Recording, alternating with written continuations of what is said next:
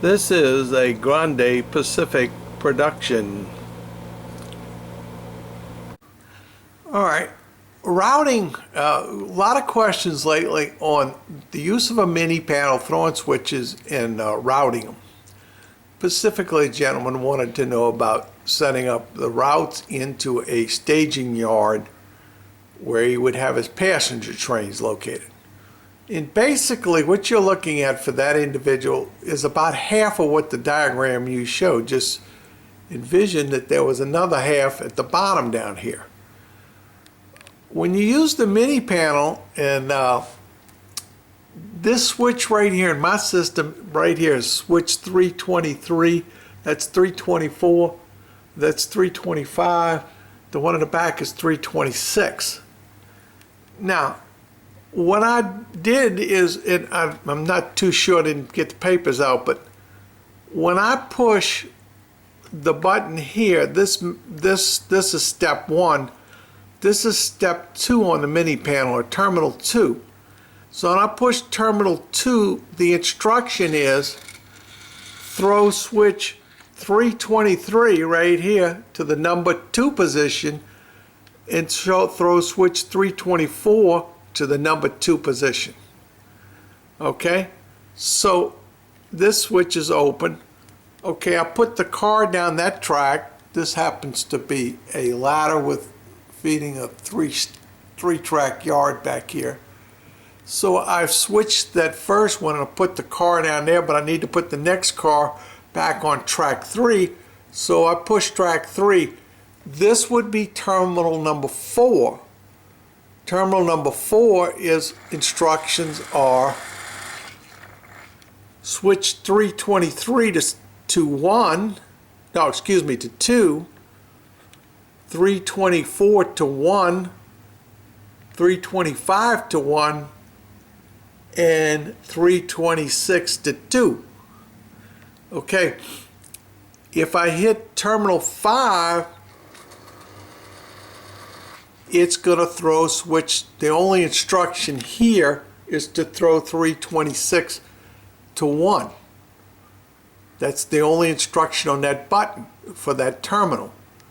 So, and then if I want to hit this one, there's a hidden instruction on this one you're not seeing, but that's throw switch 323 to 1, but 323 opens, I don't know the number. There's 2 switches here right together, and I was an add-on later deal, so I fixed it so that button also centers this switch and that switch both times. Now, to throw it to go up the hill, that's the cutoff track, you come over to this panel and you push this button, and you saw that light. Well, both this switch here, which is switch 330, and the one over there that I don't have a number on, through. So it's, you push this terminal, which is maybe terminal 6, and it throws the 2 switches. Step 1 would be to throw switch 330 to 2, and they open the other switch up to position 2. If I come back here, and let's just say I want to go in the depot siding, and I hit that, and that switch, well, we done some scenery work here, 320. That's switch 320, I believe, yeah. And it's open, and let's just say we're back here on the siding and the industrial area in the back, and it's open. And so all those switches now that come off the main are all open. But we want the train to come down the main. All I do is push one button. That may be terminal 7. In terminal 7, by pushing that one button, has the instructions at step 1, throw switch 320 to 1, throw switch 321 to 1, and this is switch 330 to 1, and it straightens all 3 of those switches up at the same time. So you locate the button in a position that is the action you want to occur. You want to come down the main line, you push that button.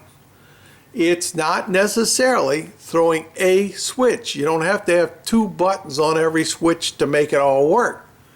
For example, if this route right here takes you off the main back here, and this is actually getting into working the industries back here, and this is a siding. I think the tape color is wrong here. But anyway, so we're going back here. If I want to go here, I just push that button. It throws that switch. Now this train's going down this siding. If we're back here, the train's going to go to service an industry that's back over here. So there's a couple of different ways. So actually probably this button and this button do the same thing, but you have to give people the opportunity to understand. If you had this button here throwing this switch, that's a stretch for somebody to figure it out without a foreign operator. Somebody's dead and around very long wouldn't know it. It's a little bit like this button right here. There's no indication on the panel, which I'm going to fix when I put the fascia up. I'm going to redo this panel. There's no indication that it straightens up the switch that's right here too. So, you have to know that when you push that button, you're going to get those two switches aligned at the same time. Hope this helps in use of, and these are nothing more than little buttons. I got all these from Radio Shack. I don't know, they're still in the book. I saw them at All Electronics, but I'll go get one and show it to you. Little red buttons. These are just momentary contact buttons. That's all they are. Two connections in the back end. Move it over here where you see clearly. Good background. As you can tell, these were all used at some point in time. So when you push this down, you see it's got a spring in it. It comes right back up. So when you push it down, you're making contact to complete the circuit. These are just red momentary contact buttons. And at some point in time, because come this Friday, this is being shot on a Sunday, I will be heading to Houston to the San Jacinto Model Railroad Club show. Won't happen this trip, but at some point in time on one of my trips over there, all these little extra red buttons are going to be for sale. I'll just keep a couple for parts replacement, but just another one of those little lessons in life. If it isn't going to be used on a railroad, eventually I'm going to get rid of it and sell it. Don't need drawers full of parts. So anyway, lots of little red buttons. They will trip and trigger a terminal on a mini panel. So you would take this terminal here and run this back to terminal 1, and then you'd run this to the ground. So when you trigger it, boom. Terminal 1 says, give your instructions to the command station to do the work. The work is throw these designated switches in this order. This is the mini panel that's controlling those switches. You can see the different colored wires. This is not Cat5 cable. I had some cable laying around. I think it was about 8 pair cable, and they were all different colors, and actually that stranded wire. So I just took the white one, made it the ground, and then used the different colors for each one of the terminals. So it worked out well. This is actually on a hinge. It swings down. They can unhook it. It's wired up there right now, but it sits right under here. I need to do a little work on getting the wiring fixed up, but that's where it sits. The other one's not quite as, I didn't put it on hinges, but they work very well effectively. And there's your cab bus, in and out. The other plug is for your Pro Cab controller. You can do it with a power cab. That was discussed too. But the Pro Cab controller plugs into the empty plug right there to program it. One piece of device and programming this. you better write it all down on a piece of paper before you start. It can get involved, particularly if you start linking the terminals. Because you only have 4 things you can do, and if you need a 5th or 6th, then you're going to have to link, and there's a lot of little extra steps you have to do to link them. So write it down first and practice, and once you get the hang of it, it's real simple. But get to the simple part is the problem most of us, including me, had to when I started on this a long time ago. One additional point. On this panel you see the various LEDs. I tried to set up the main line with the 3 green ones in a row there, so all 3 in the green, you're ready to go. But those are driven off of the switches on the Tortoise machine. They provide the way those LEDs light. So when the Tortoise machine throws wherever I need an LED contact, that's where I get the switch, is off the Tortoise machine. That's in that area that's going to control that specific point. And that circuit for those LEDs is DC voltage provided by a totally different bus that I installed as I built the layout. This was planned for this type of panel in advance, so I was kind of prepared to what I had to do. So being this, the LEDs take very, very little voltage, under 2 volts DC. I put in a very low voltage DC circuit. It's a half. Took a transformer that was 13, took the center tap, that got me down to 6. Time we ran all the wire and hooked up all these LEDs, I don't think the voltage on the thing runs much more than 3 right now, but you still got to be lower than that. So all these have resistors on those LEDs. 2 volts I think is the max, so you really got to watch that. Believe me, get you some LEDs from All Electronics.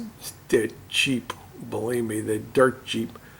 This is an older panel. I don't have the little black things on it. When I rebuild this, I'll change it. I'll go take a picture of one that's been rebuilt.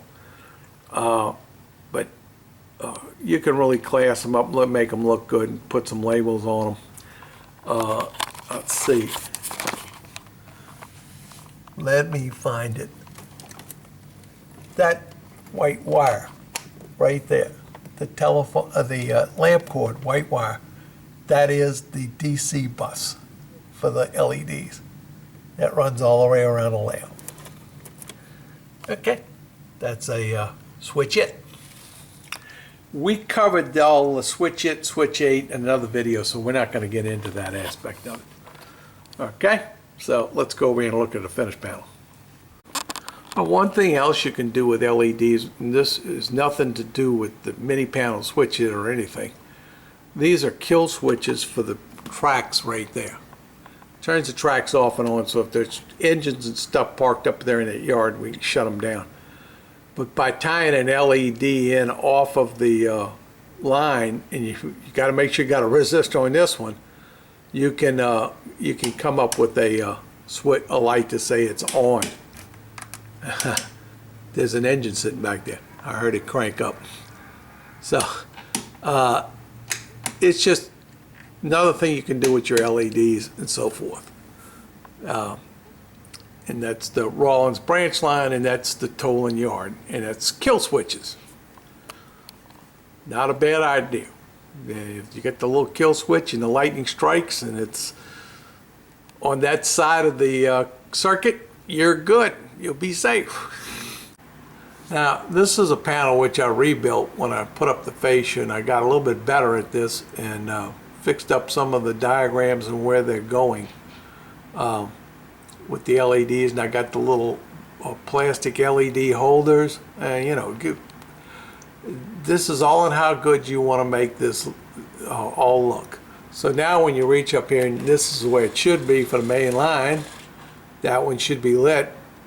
That's simply a the instructions there for the mini panel are very simple. That's switch number 1, and when it's down, that's 1. Throw to position 1 is the instruction. That's all there is for that one terminal.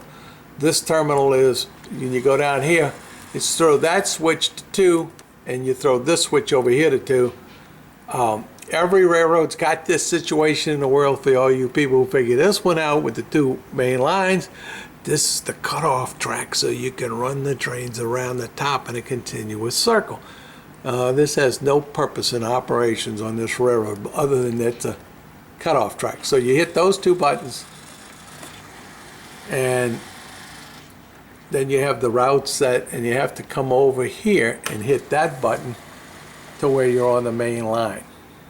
So this black route is where the train's going to go. If I hit this button, that light goes out. Logic on this one may be leaving a little bit to be desired. After 2 years, all the operators now understand it. Took a while to get there though. And this is nothing more than the depot track, so you hit that and it opens. If you hit that, it closes. Just that simple. And you hit that, oops, and you're back to doing it. So when I push that button, it's triggering a terminal on the mini panel, which is sending a set of instructions to the command station, do this. And then you have to write your steps down, what you want that terminal to do. So there you go. Hope that helps, people.